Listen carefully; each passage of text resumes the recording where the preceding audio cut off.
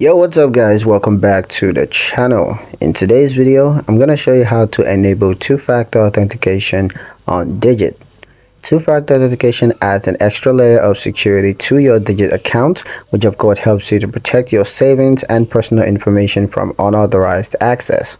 Let me show you how to get that done. So first step is going to be to open the Digit app or log in on the web browser. So begin by signing into your account through the Digit mobile app or the web browser, and once you're in, go to your account settings. Just tap your profile icon or menu and then choose settings. Next, select security or privacy and security.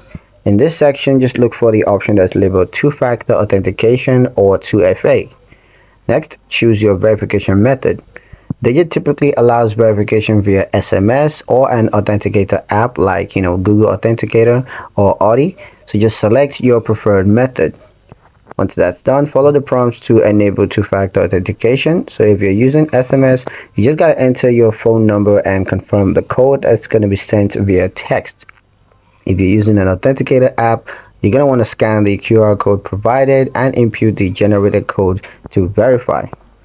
Save backup codes. Now, some platforms provide backup codes in case you lose access to your phone, so just save these in secure locations if offered. Confirm and test. Now, once activated, log out and try logging back into your account. Digit will now ask for your second factor of authentication in addition to your password. Using two-factor authentication helps to safeguard your account from security breaches and adds peace of mind while managing your finances through Digit. And that's pretty much it for the video, guys. Hope you liked it. Hope you found the information here useful enough. If you did, like the video, comment down below, let me know what you thought. Share the video with your friends and subscribe to the channel if you haven't done so already, and I'll see you in the next one.